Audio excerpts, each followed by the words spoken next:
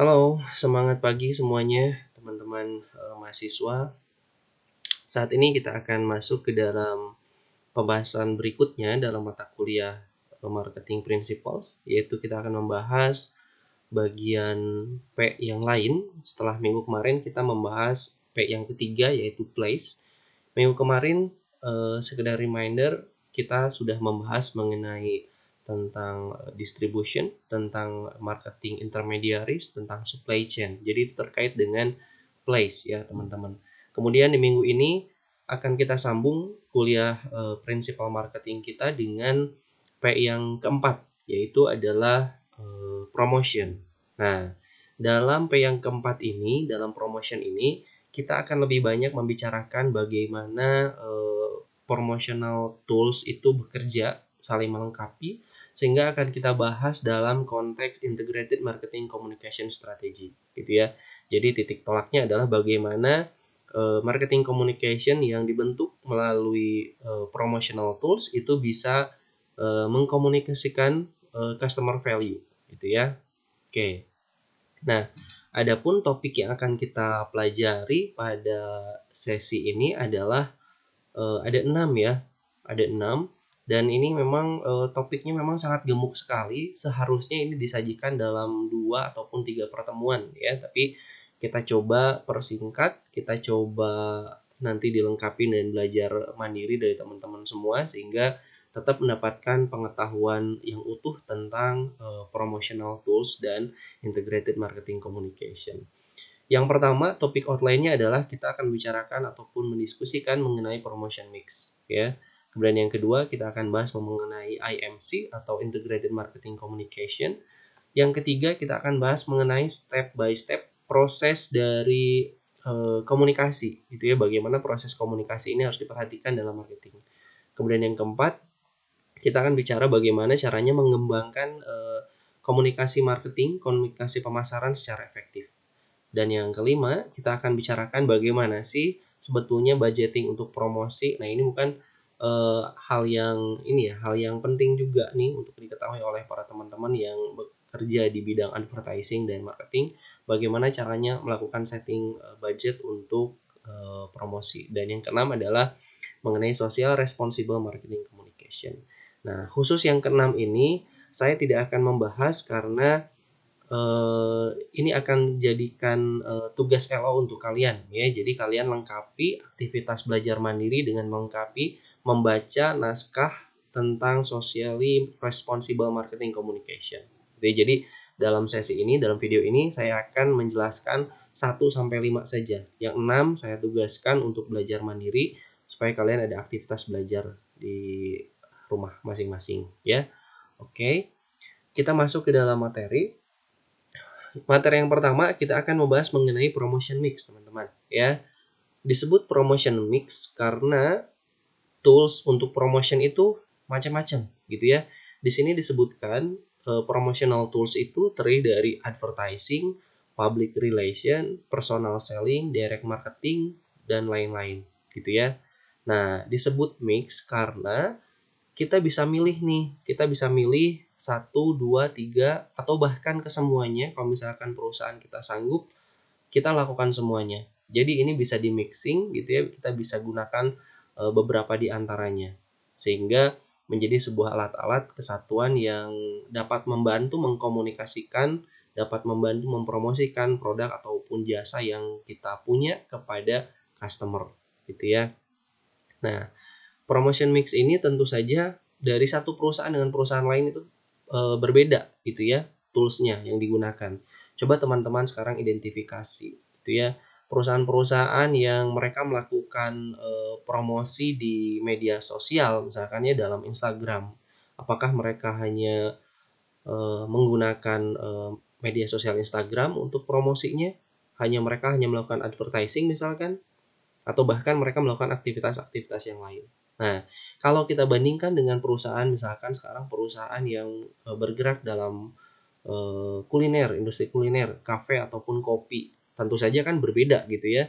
Mereka tidak melakukan advertising di media sosial misalkan, tapi mereka melakukan promotional tools yang lain. Nah, ini disebut promotional mix karena tiap perusahaan itu boleh memixing gitu ya, promotional tools mana yang menurut mereka cocok dengan karakter produk dan jasa yang mereka punya. Itu ya, jadi disebut dengan promotion mix gitu ya. Oke. Nah, sekarang kita cek satu persatu ada apa saja sih yang dimaksud dengan promotional tools ini.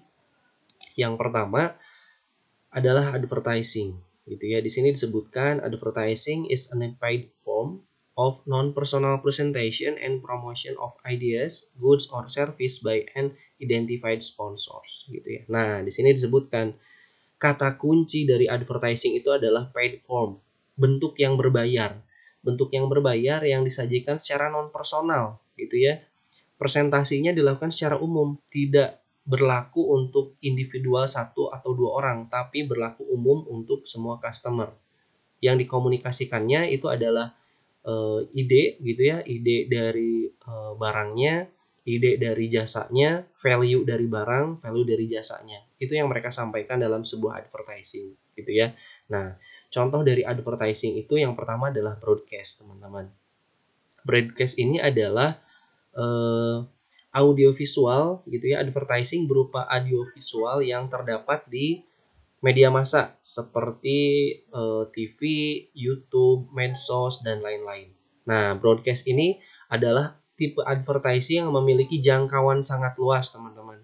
Gitu ya. Jangkauannya sangat luas karena di broadcast-kan gitu ya, disebarkan di apa ya, disebarluaskan gitu ya. Kemudian yang kedua, tipe advertisingnya adalah print. Kalau tipe printing ini adalah advertising yang dimuat dalam media cetak ya, seperti surat kabar, brosur, majalah, poster, flyer, katalog dan lain sebagainya. Pokoknya advertising yang menggunakan media cetak gitu. Dia harus dicetak dulu. Setelah dicetak baru disebarluaskan. Kemudian yang ketiga, yang ketiga ini ada advertising dalam bentuk internet gitu ya. Contohnya mungkin ada di Google Advertising gitu ya, Google Ads atau website advertising. Kemudian YouTube juga sebetulnya kan masuk ke sini ya. YouTube sebetulnya dulunya adalah masuk ke dalam advertising internet, tapi sekarang lebih kepada broadcast karena pengguna YouTube sekarang sudah sangat banyak gitu ya. Kemudian advertising kategori terakhir itu adalah advertising outdoor. Advertising outdoor itu contohnya seperti billboard ataupun reklame ataupun spanduk. Jadi yang terpampang di luar di luar ruangan gitu ya, bentuknya besar, kemudian dapat terbaca oleh semua orang. Nah, keunggulan dari advertising ini adalah dapat menjangkau customer segmen yang sangat luas gitu ya. Tidak terbatas pada jarak geografis, mau yang lokal mau yang internasional, ketika menggunakan advertising bisa kita jangkau. Kemudian demografis juga bisa kita sasar secara luas gitu ya, tidak hanya berdasarkan segmen usia, segmen perilaku, segmen psikologis gitu ya. Semuanya bisa kita kejar, semuanya bisa kita jangkau dengan menggunakan advertising. Itu adalah salah satu kelebihan advertising, sangat luas sekali jangkauannya. Namun di balik kelebihan dari advertising, teman-teman, ada kekurangannya.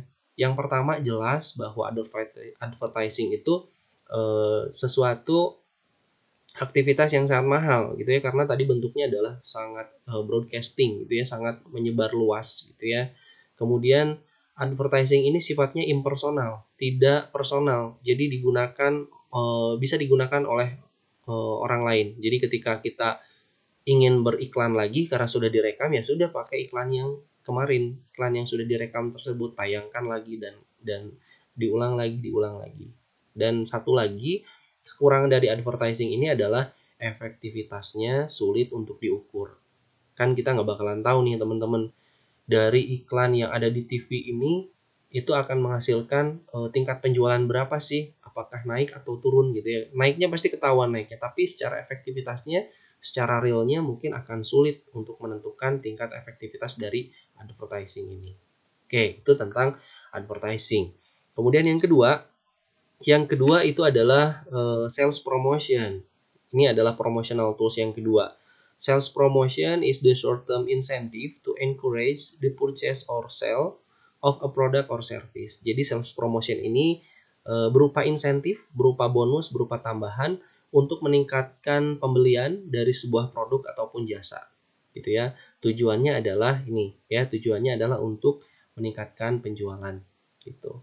Kemudian meningkatkan penjualannya ini dimulai dari daya tarik gitu ya. Karena adanya promosi penjualan, kita tertarik.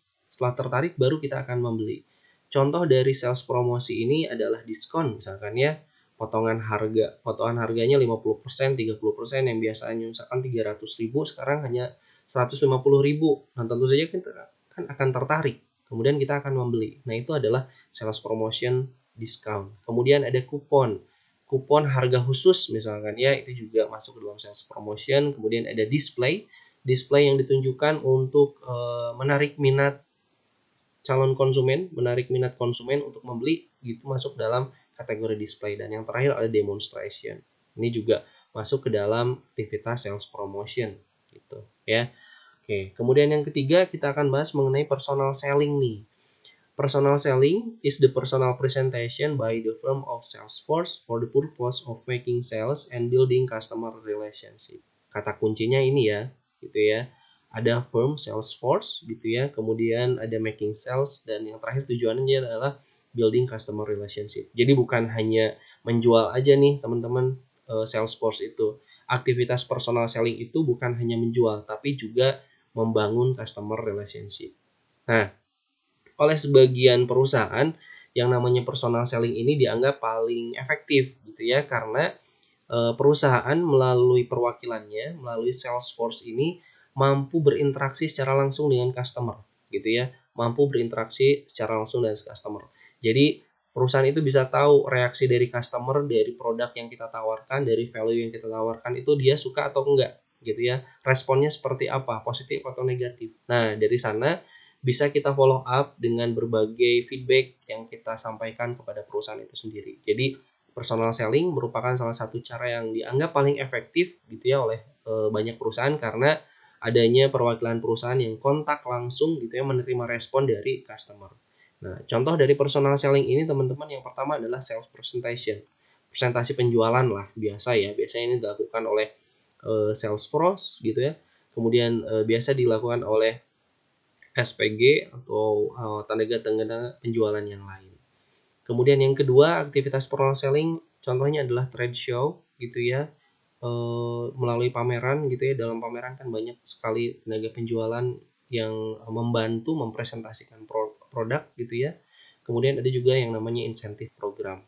Nah, contoh-contoh seperti ini biasanya ada program konsultasi khusus tentang produk ataupun jasa, ataupun misalkan program konsultasi tentang tukar tambah lah istilahnya kalau di kita ya, tukar tambah gitu ya. Kita punya produk seperti ini, kemudian penjualnya punya produknya lebih bagus, kemudian kita menginginkan tukar tambah. Ini juga masuk ke dalam aktivitas personal selling. Oke. Kemudian yang keempat ada public relation. Nah, public relation di sini involves building good relation with the company various publics by obtaining favorable publicity, building up a good corporate image, and handling or heeding of unfavorable rumor, stories, and event. Nah, di sini kata kuncinya adalah good relation, kemudian public gitu ya. Ada dua kata kunci dari public relation. Tujuannya adalah untuk membangun hubungan baik dengan publik dan menciptakan good corporate image. Nah, apa sih yang dilakukan pada saat apa sih public relation itu dilakukan? Pada saat terjadi yang namanya isu, rumor gitu ya. Kemudian pada saat ada story ataupun ada produk-produk baru yang diluncurkan oleh perusahaan, biasanya perusahaan melakukan public relation. Kemudian pada saat ada event-event khusus misalkan gitu ya, peringatan-peringatan tertentu gitu ya, itu juga masuk ke dalam public relation gitu. Nah, contoh yang lain dari public relation adalah press release. Contohnya dari press release ini adalah misalkan pada saat Aqua Danone itu mengkonfirmasi gitu ya, atau mengklarifikasi isu-isu Danone ini sebagai donatur untuk Israel dan lain sebagainya gitu. Nah, itu adalah salah satu contoh press release. Kemudian yang kedua adalah sponsorship. Sponsorship pada saat suatu kegiatan gitu yang dilakukan oleh perusahaan itu masuk dalam public relation. Atau misalkan pada saat melakukan aktivitas CSR dalam bentuk beasiswa, bentuk donasi dan lain sebagainya, itu masuk ke dalam aktivitas public relation. Special event juga masuk ke dalam aktivitas public relation, dan juga web page khusus dalam sebuah website perusahaan itu juga menjadi bagian dari public relation. Pada saat perusahaan memiliki produk-produk baru kemudian dideskripsikan dalam web page gitu ya, dalam bentuk ulasan ataupun review, itu masuk ke dalam public relation gitu. Oke, kemudian yang kelima dari promotional tools itu adalah direct marketing gitu. Kalau direct marketing ini kata kuncinya adalah making direct connection with carefully targeted individual customers gitu ya. Nah, di sini hampir sama nih dengan personal selling. Personal selling juga sama, langsung melakukan kontak dengan customer. Nah, bedanya apa dengan direct marketing? Kalau direct marketing ini juga langsung, tapi mereka menggunakan media gitu ya. Medianya adalah melalui surat, telepon, direct response television gitu ya, email, dan internet. Nah, ini perbedaan dengan personal selling. Kalau personal selling langsung gitu ya, sales force-nya langsung presentasi, langsung kontak dengan customer. Tapi kalau direct marketing, meskipun kontak langsung, tapi masih menggunakan media gitu ya. Contohnya adalah katalog, telemarketing, dan kios. Itu adalah contoh-contoh dari direct marketing. Kemudian pada saat kita menerima direct message, kita menerima personal chat melalui melalui WhatsApp ataupun media sosial yang lain mengenai tawaran produk. Nah, itu adalah masuknya ke dalam direct marketing, bukan masuk ke dalam personal selling. Karena kalau misalnya personal selling itu adalah face to face gitu ya, langsung sales force-nya langsung berhadapan dengan kita. Tapi pada saat kita menerima barang, menerima tawaran barang, tawaran produk melalui WhatsApp, itu masuknya ke dalam direct marketing gitu. Ya, itu adalah perbedaan dari direct marketing dan ada personal selling. Oke, ada 5 ya teman-teman gitu. Oke, berikutnya kita bahas mengenai integrated marketing communication. Tadi sudah kita bahas ada 5 marketing tools gitu ya, promotional tools. Tapi ternyata masih diperlukan sebuah model komunikasi pemasaran yang melibatkan semuanya dan sifatnya adalah menyeluruh, jelas, dan konstan gitu ya. Nah, itu disebut dengan integrated marketing communication. Nah, sekarang kenapa sih masih membutuhkan model marketing yang baru, masih membutuhkan marketing komunikasi yang baru? Alasannya adalah tadi meski disebutkan advertising itu jangkauannya luas gitu ya, bisa menjangkau secara lokal, internasional, secara demografis tidak dibatasi dan lain sebagainya. Tapi ternyata masih tetap dibutuhkan yang namanya new marketing communication model gitu ya. Meskipun TV, kemudian media broadcast yang lain posisinya penting dan dapat menjangkau customer secara masif, namun tadi kan disebutkan si advertising ini sifatnya sulit untuk diukur. Terlebih saat ini yang namanya advertising itu dominasinya menurun. Buktinya seperti ini. Setiap rumah sekarang pasti punya TV gitu ya, di rumahnya pasti lebih lebih memiliki lebih dari satu televisi. Dari televisi itu pasti akan banyak iklan gitu ya.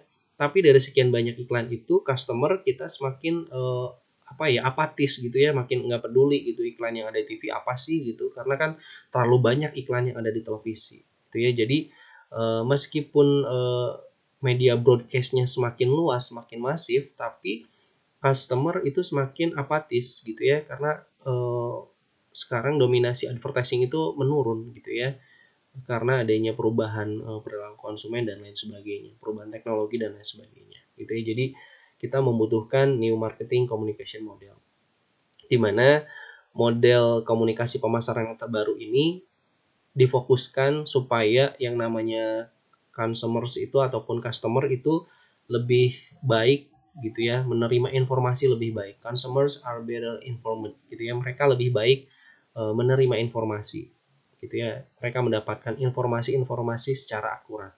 Kemudian yang kedua, proses komunikasinya sangat ditekankan gitu ya, mulai dari awal sampai dengan akhir, mulai dari sender sampai kepada receiver, proses komunikasinya harus kita perhatikan, harus terjadi komunikasi dua arah supaya ada feedback, supaya ada partisipasi dari responden gitu ya. Kemudian yang ketiga, aktivitas integrated marketing communication juga mengurangi aktivitas marketing yang secara massal gitu ya, karena kan marketing massal ini biayanya mahal, kemudian efektivitasnya tidak dapat diukur gitu, makanya muncul yang namanya IMC. Kemudian IMC ini gitu ya sangat cenderung terpengaruh oleh adanya perubahan teknologi gitu ya. Ketika dulu belum booming internet, belum booming media sosial, IMC-nya dilakukan by phone misalkan gitu ya. Tapi sekarang sudah menggunakan media sosial. Setiap perusahaan itu memiliki saluran media sosial gitu ya yang dilakukan untuk komunikasi antara perusahaan dengan customernya gitu. Nah, ini adalah alasan kenapa kita masih membutuhkan new marketing communication model. Kemudian yang berikutnya, apa sih yang dimaksud dengan IMC ataupun komunikasi pemasaran terpadu? Di sini disebutkan IMC is the integration by the company of its communication channels to deliver a clear, consistent, and compelling message about the organization and its brands. Gitu ya. Jadi komunikasi pemasaran terpadu adalah integrasi saluran komunikasi perusahaan untuk menyampaikan pesan yang jelas, gitu ya, clear, konsisten, dan juga menarik tentang organisasi dan juga merek-mereknya. Artinya di sini yang namanya komunikasi itu kan ada titik temunya ya, ada titik sambungnya. Nah, titik temu dan titik sambung ini sangat diperhatikan sekali dalam IMC. Kita harus perhatikan sekali jangan sampai terdapat misinformasi, miskomunikasi yang disampaikan oleh sender kepada receiver gitu ya. Nah, kemudian sekarang strateginya seperti apa sih sehingga terjadi yang namanya integrated marketing communication gitu. Nah, sekarang ini adalah bentuk beberapa promotional tools gitu ya. Kalau teman-teman pikirkan gitu ya, kira-kira mana yang terbaik? Apakah advertising itu lebih baik dari personal selling? Ataukah personal selling itu lebih baik daripada public relation? Atau misalkan semuanya memang baik, asal digunakan semuanya gitu ya, lima-limanya kita gunakan gitu. Tidak teman-teman ya, dari promotional tools ini tidak ada yang dapat mengklaim bahwa dirinya adalah yang paling baik. Advertising yang paling baik, sementara sales promotion tidak baik. Karena itu berkaitan dengan yang pertama, karakter produknya, karakter jasanya yang ditawarkan itu seperti apa.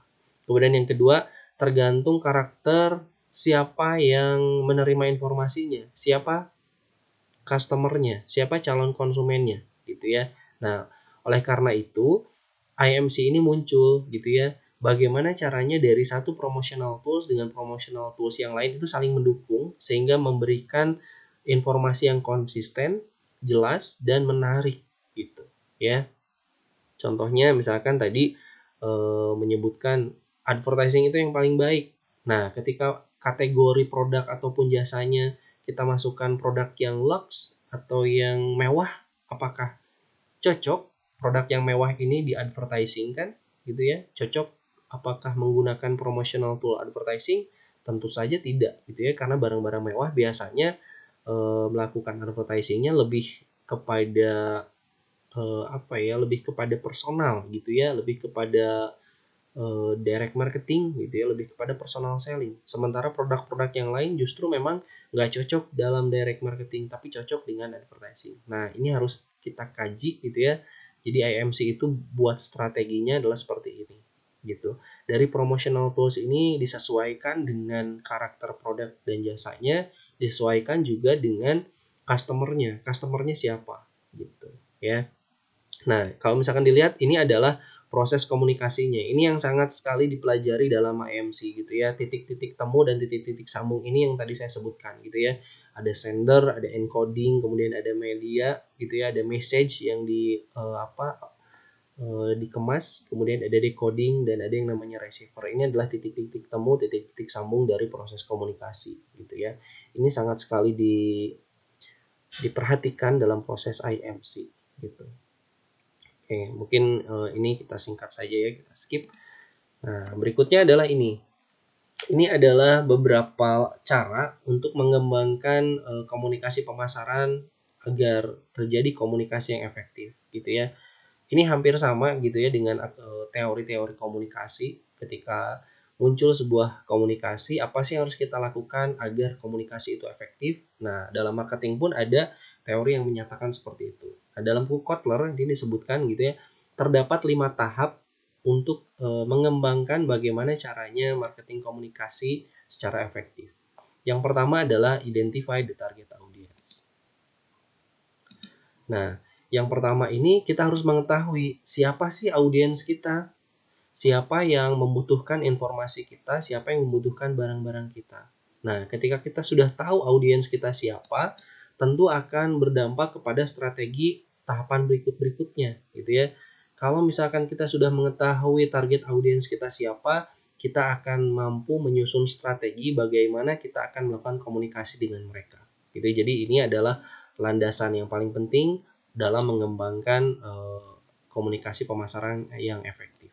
Kemudian step yang kedua kita harus melakukan penetapan tujuan aktivitas komunikasi yang kita lakukan. Tujuannya untuk apa sih komunikasi yang kita lakukan? Apakah untuk sekedar menginformasikan? Apakah untuk mengedukasi? Apakah untuk membujuk? Atau apakah untuk memaksa membeli? Nah, tujuannya apa? Kita sesuaikan. Kalau misalkan tujuannya hanya untuk mengedukasi, ya kita pastikan bagaimana caranya mengedukasi dengan baik gitu. Kemudian apabila kita tujuannya menginformasikan, ya berarti kita harus secara detail gitu ya, secara detail. Kemudian apabila tujuannya untuk membujuk ataupun memaksa, berarti harus ada kata-kata yang dikiranya akan merugikan bagi customer kalau misalnya customer tidak membeli produk kita. Nah, itu tergantung dari tujuan komunikasinya. Tujuannya seperti apa gitu ya. Kemudian yang ketiga, tahap yang ketiga adalah design the message. Nah, di sini ada dua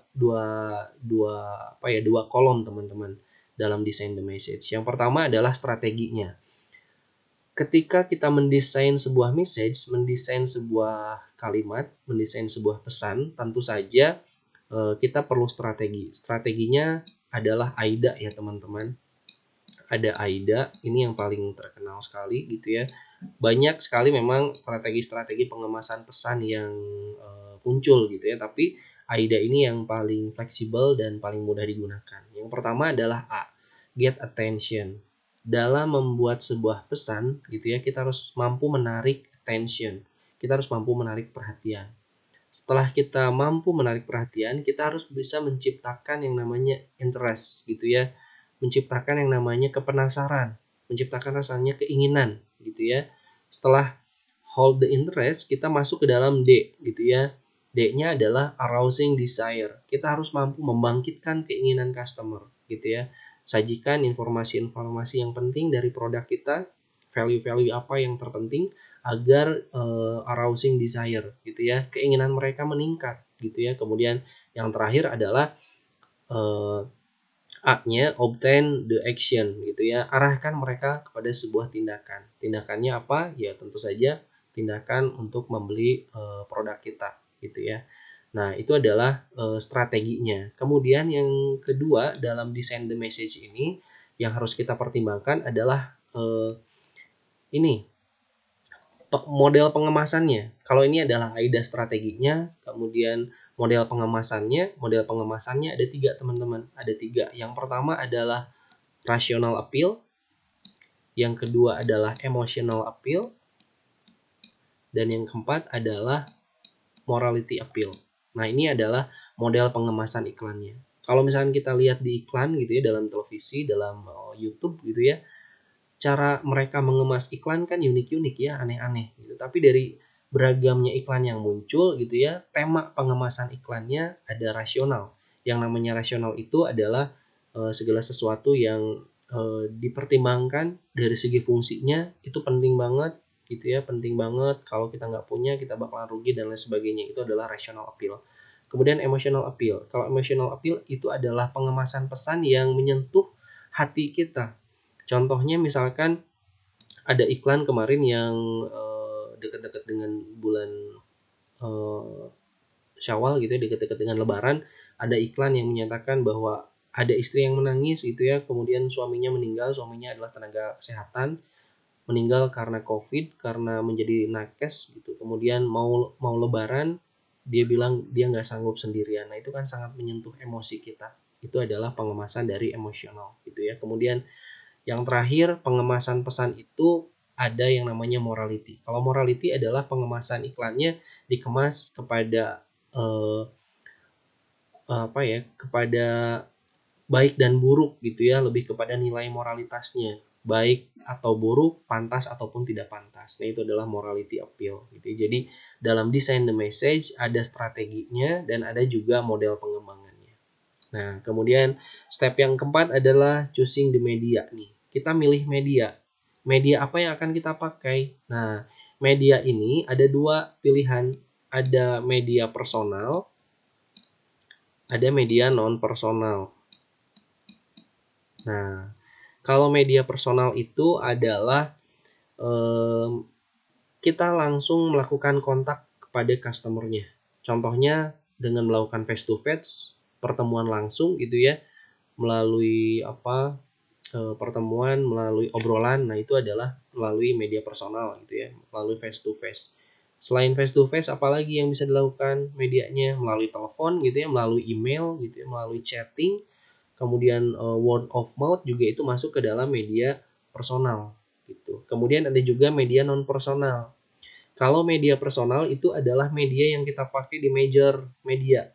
Major media itu ya media broadcasting ya, seperti TV, surat kabar. Ya pokoknya yang nggak personal.